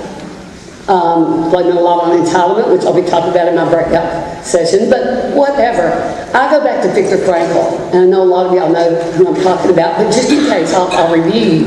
Viktor Frankl was a prisoner of war during World War II, and he was held in a Nazi prison camp, and every kind of degradation that could be perpetrated upon a human being was done to Viktor Frankl. And most of the people that he was incarcerated with died. But he didn't. He was a psychotherapist before he went in, and he regained that when he came out. And people said, okay, what was the secret? We have to know. How did they not break you? How were you able to withstand that kind of prejudice and horror and torment? And this is not his exact words, this is a paraphrase. Between stimulus and response, there is a space. And in that space is our power to choose our response. In our response lies our growth and our freedom. So one of the things I'm really working hard with teachers and students right now is to go back to Frankl when he said, forces beyond our control can take away everything you possess except one thing, your freedom to choose how you will respond to the situation. And we saw that magnified this morning in our first keynote. But guys, I do think it's so important that we all revisit that. And one way that I can try to stay optimistic is stay out of that hot part of my brain, the amygdala, the limbic system, because it's just, you really can't control that. Have you ever felt like crying when you didn't even know why? Or have you ever just felt mad and you're like, I don't even know why I'm mad? But that's because we have a limbic system that's always in overdrive, giving us messages. But if we can just get into that cool part of our brain, that prefrontal cortex, where we can make reasoned decisions, then we get our power back. And I'm all about that, but I'm not going to spend a lot of time on that right now. I'll talk about it this afternoon with the middle school people, but moving on. Just don't get pulled in by the negativity. Can't see the haters when they got my love glasses on. Or, as Brene Brown said, do not try to win over the haters. You're not the jackass whisperer. And I believe that. And in our book, Deliberate Optimism, I actually have a section called Avoiding Talking Snakes about how you can protect yourself from negative environment, negative people. But for now, let's talk about what you can do that's positive. I'm talking about you need to get control. Well, let me give you some things that you can control, which you already know, but I want to review it. We can all do a little bit from a relief of negative stress. And I tend to be really happy all the time, and I take drugs. But people are always asking me, how do you have that happiness? Well, I feel like this sometimes. Is this you guys? Me trying to be a good mom, wife, friend, family member, drink enough water, exercise, cook, clean, text everybody back, stay safe, survive it, PRP. Doesn't always happen, quite that way. But, in fact, sometimes I feel like I'm all stressed out and there's nobody to choke. But when people say, well, Deb, seriously, how do you stay optimistic? How are you happy? Give me that. I'm like, it's already there. It's already in you. It's just you have to figure out what it is. I think a lot of it comes from humor. And obviously, and I don't mean that you have to be a stand-up comedian. I don't even mean you have to tell jokes. But y'all, when I go and to do school observations, of course I'm looking at what is the relationship between the adults at school and the kids, because that's my focus. But I'm also looking at what is the relationship among the adult advocates. Are you playful? Do you have inside jokes? Do you do little thoughtful things for each other? Do you greet each other? Timothy was talking about high fives, and I slipped off to the restroom a while ago. I was hearing a lot of positive comments. In fact, let me read those to you. No, I'm just kidding. But I think that's very, very important. And part of that is humor. And guys, what I'm saying there is if we don't learn to see the humor in the pandemic, and the inequality that's going on right now, the things that are dividing this country that are serious, that need our attention. But when people go overboard, when people go nuts, to be able to look at each other and go, okay, that's pretty crazy. We're all humans together, and that's kind of nuts. So that's what I'm talking about. Being able to laugh together is huge. When you get a good belly laugh, it relaxes you all over. Now, that's not always a positive when you're my age.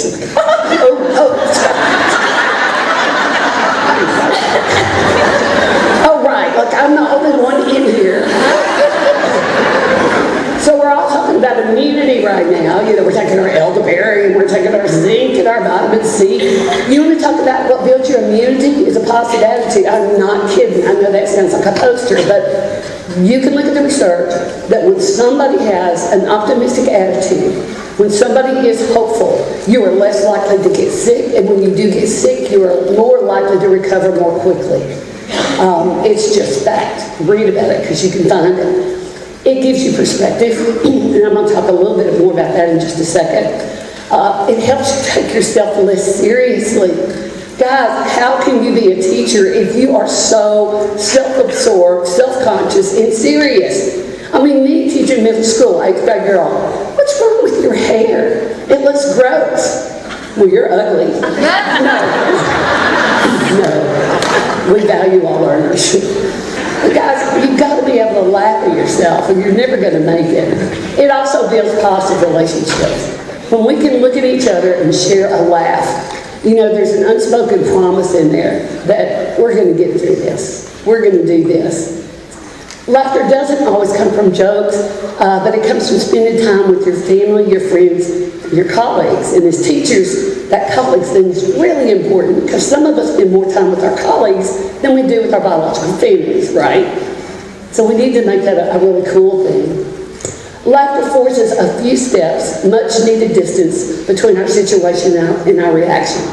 That gives us a second to get back into that prefrontal cortex. That gives us a second to get back into the reasoning part and to deny the amygdala, that action-reaction thing that sometimes ends badly.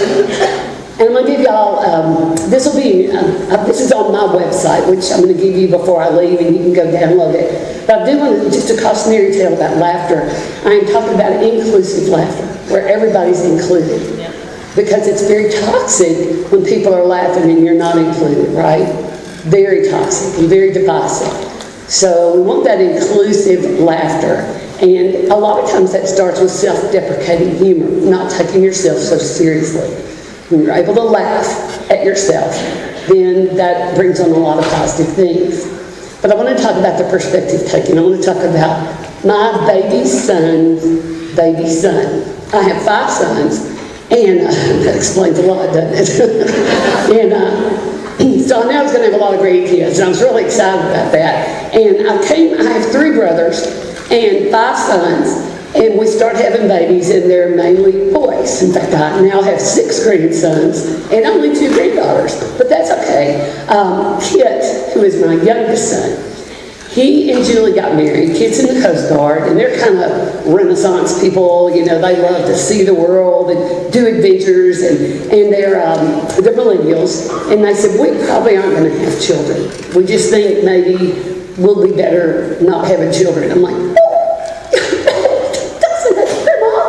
and I said, but you're such good dog parents, which they are.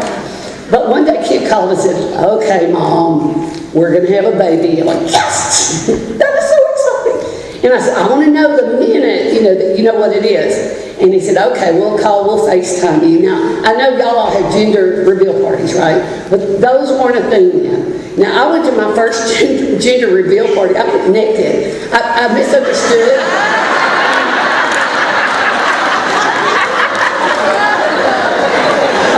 I'm the only one.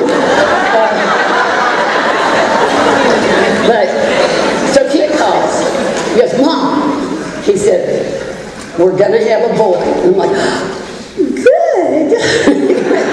No, so we're going to call him Kirby after Julie's dad, who had just passed away. And it is good because now the scars won't show. I said, what scars? He said, well, that's the other thing. He said, when Julie went to get her sonogram to find out the gender, and guys, I didn't even know they could do this early, but he said the doctors had to tell her the baby, Kirby, has cleft. And I said, cleft lip? He said, at best, probably cleft palate and maybe cleft of his whole face. I said, oh, Kid. He said, Mom, they can fix all that. You know that. He said, and it may leave scars, but that's good, because he's a boy. I said, well, okay. And I love it that Kid has that attitude. I said, well, let me talk to Julie. Mom, Julie doesn't really want to talk right now. And now I'm just, crying because they're military. They're out there at Virginia Beach. They have their military family, but their family, is in Louisiana, Texas. And I'm like, oh, Kid.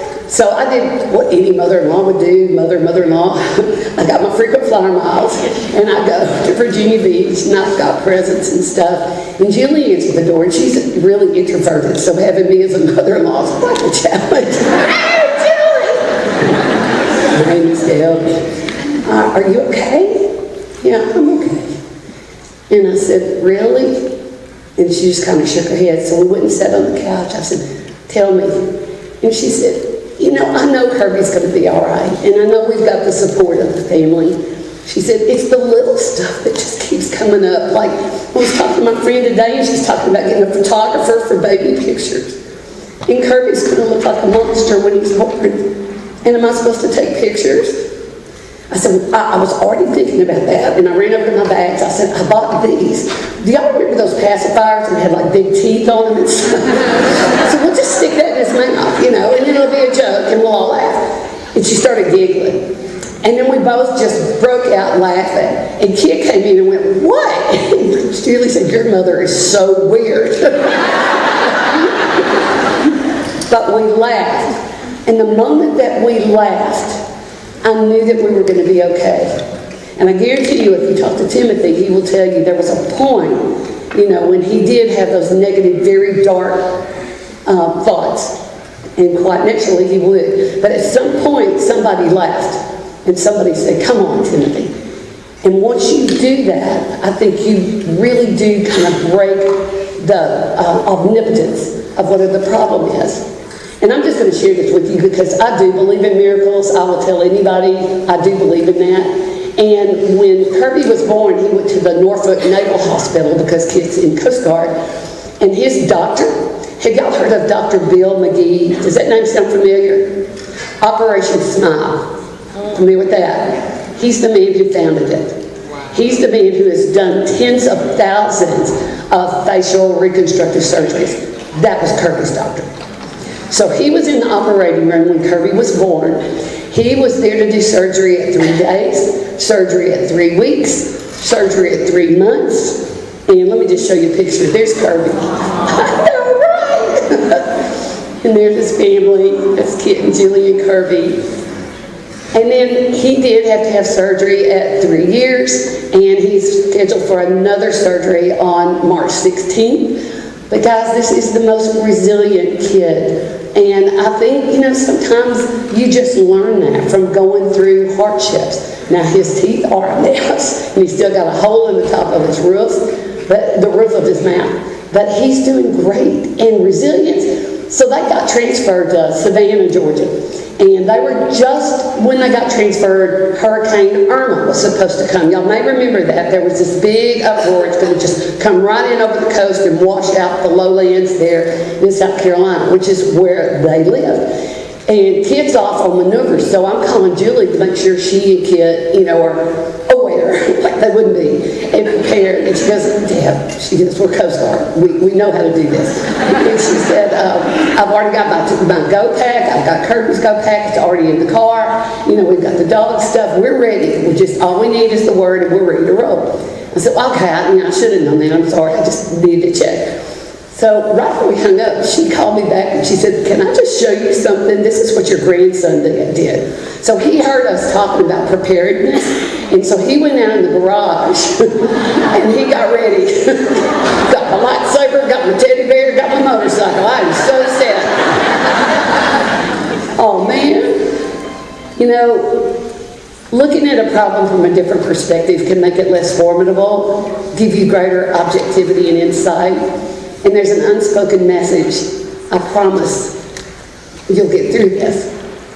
So I need to share this with you. This is hard for me to do, but I think it's important. What I told you earlier about being present for your students, I've been saying that for decades to everybody, to anybody that will listen. And when the boys were grown, I was talking to them, and I said, they said, is there anything about us you would change? And I said, I really wish you guys had been a little more altruistic.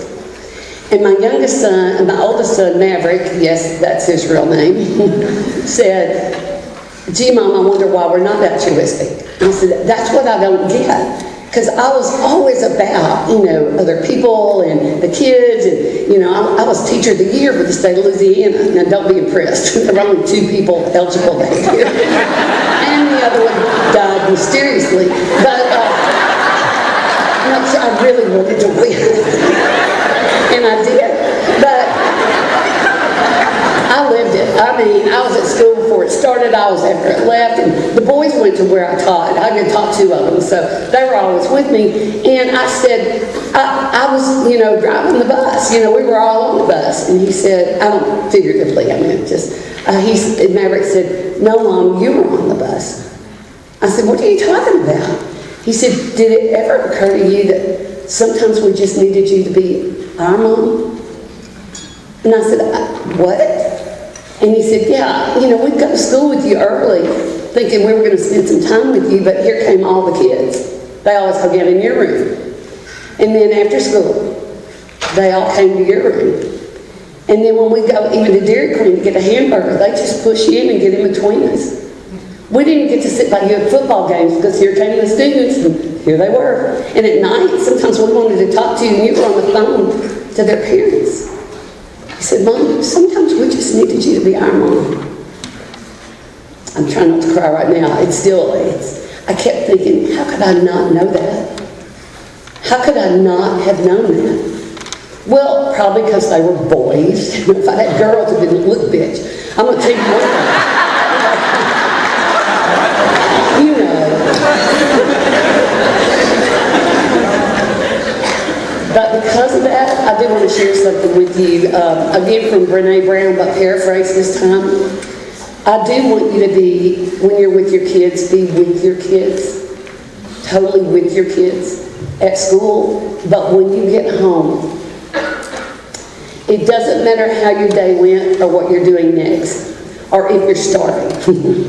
For 30 seconds at least, pretend that you're elated to see them. Make them feel like you were looking forward to getting back home. After all, they're your favorite people in the whole world, I hope. But your attitude sets the tone for the rest of the evening within 15 seconds of walking in the door. Coming home is the most important thing you do. That's your whole life. Fix it. Start now. People ask me a lot of times, how did you find that work-life balance? And my answer is quite different. It used to be, I just have a lot of energy, I love what I do, la la la. And now I have to say I didn't. Apparently I didn't. But I want to share with you, because you're still young, you still have people that care about you at home. I want to share that. Okay, just real quickly, to eat healthy. I know my husband does all the cooking. I married somebody who's like a health nut. But he got detached retina during COVID, so I had to cook the meals. And people kept saying, well, we're praying for y'all. And I went, no, it's just a detached retina. It'll be fine. They went, no, we're praying for Lawrence because you're cooking.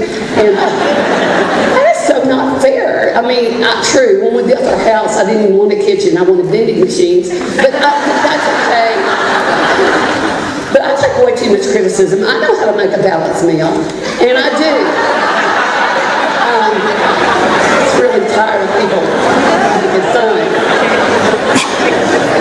And they say, get enough fluids, which we know that. But what was really bad about the pandemic is when we were sheltered in place, for the first time we could go to the bathroom anytime we wanted, but there was no toilet paper. That's just wrong. That is wrong. But I think they're getting enough. Get plenty of rest. And listen to your body on that one, guys. I have sleep apnea, and I really have to work on this. But I always tell folks, if you think that you have a sleep problem, just go get a study done. Used to you had to stay in a clinic, but now they send you home with an apparatus. But if you wake up more tired than when you went to bed, if your short-term memory is kind of jumping around, if you just feel like something's not quite right, it could be that you're not sleeping enough, that you've slept. How many of y'all can go to sleep in less than 2 minutes? Let me see your hands. Okay, that's not normal. I'm serious. I am serious. That is called sleep deprivation. But I'm not going to give you a lecture on it. I'm just going to recommend that when your body tells you that you've had enough,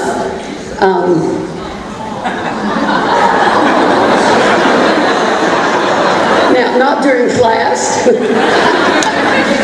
And then, of course, move your body, get enough exercise. And I really do, I used to worry, a lot about breaking sweat and doing all that, which I still do, but now it's a joint thing. It's all about, if I want to be up here running around on the stage and doing this for you guys, I got to take care of my body. Just wanted to share with you a real quick knee exercise. Anybody having knee problems? You're going to love this. Just do this every morning and you're going to be fine.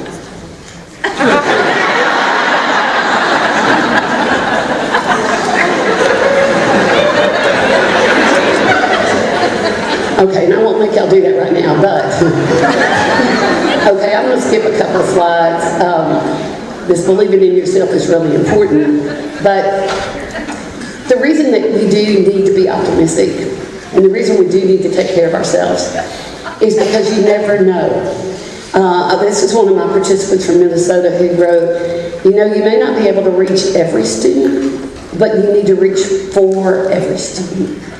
And just very in closing, part of the joy of being a teacher is finding out later how much the little things you did actually changed things for the better. I keep thinking about Miss Devers and Timothy's teacher, how she must just really love the impact that she had. And just real briefly, I had a student who called me when I was teaching at Louisiana Tech, and he said, "This is Jeff Caskey, do you remember me?" Now, do y'all remember every student you've ever taught?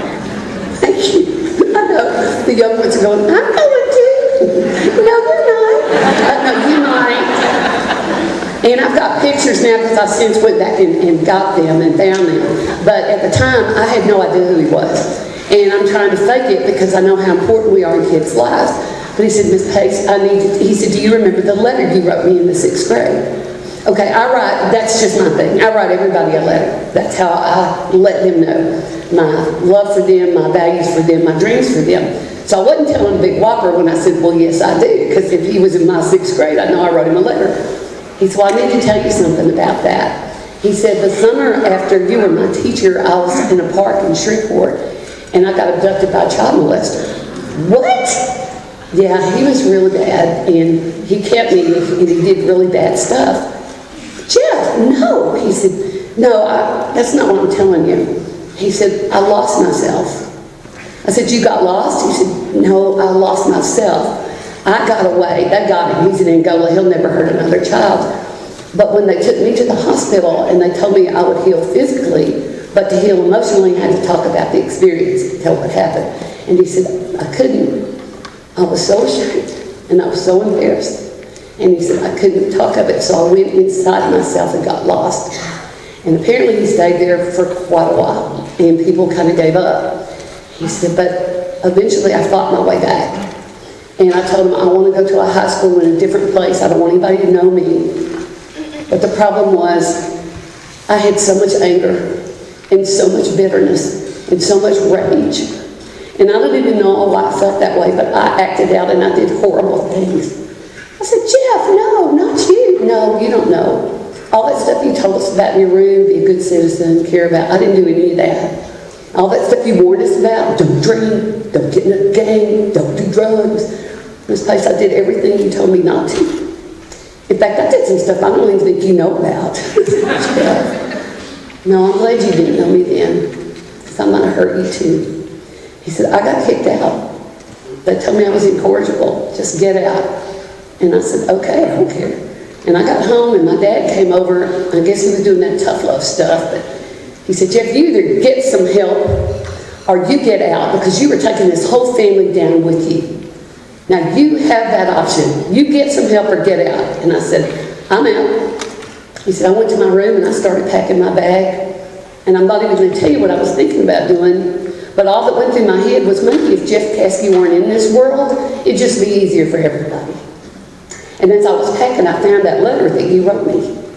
And I read all those things that you valued in me. And I wanted Jeff back. And I read all those dreams that you had for me. In this case, I want my dreams back. And you probably don't even remember this, but you wrote me a sentence that said, "Jeff, always remember, you don't have a right to leave this earth until you give something back." And it just clicked. And he said, and for the first time since the event, I cried. And I wasn't able to quit. My parents came in, and I let them read your letter, and they read. And he said, it was a long night. We cried and we talked, but for the first time since the incident, I had hope. And I said, "All right, I'll try one more time." So we went to the counselor, and I let him read your letter, and he really liked it. And he told me that maybe that should be my touchstone. That if I lost my way or my path again, maybe I should just read that letter from my teacher. Because it seemed to be a lot to me. And that's what I've done. I had your letter with me the day I got my GED. I had your letter with me the day I took the military ASVAB. And Miss Pace, my score was so high, I got tapped for a special peacekeeping mission. For the last several years, I've been all over the world, and I've done incredible things. And they've not been easy. But when I did lose my way, I'd always take out my letter from you and I'd read it. And I promised myself, if I ever get back to the United States, I'm going to find her and I'm going to tell her something about that letter. He said, Miss Pace, you were hard to find. you moved, you changed jobs, you changed your name. Are y'all listening to me? They will find you.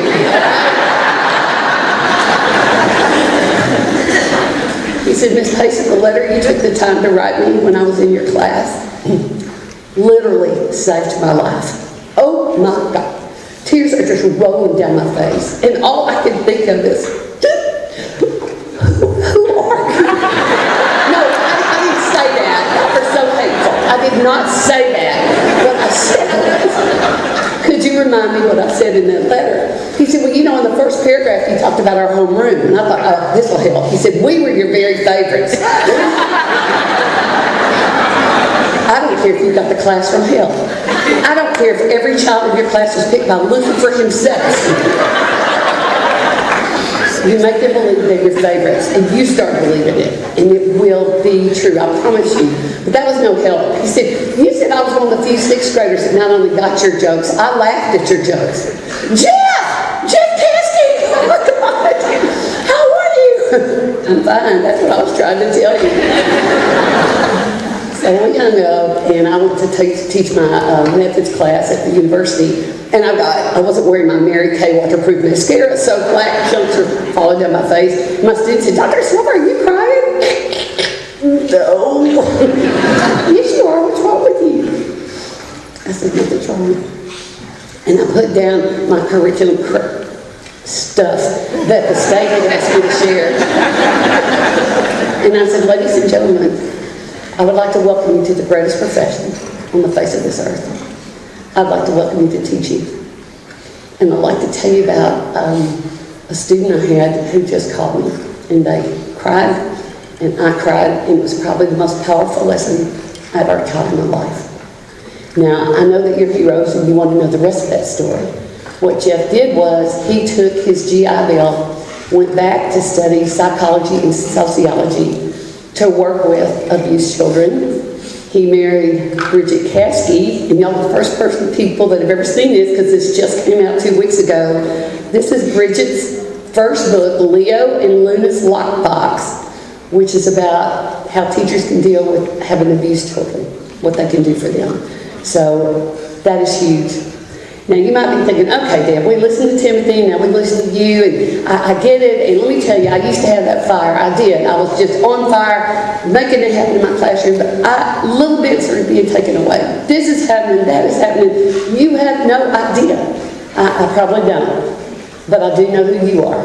So I don't think it's all about the big fire. I think sometimes the strength within you is not a big fiery flame for all to see. It's just a tiny spark that whispers softly, you've got this. Keep going. So Edmond, teachers, educators, leaders, you do have this. Keep going. Thank you guys. Thank you.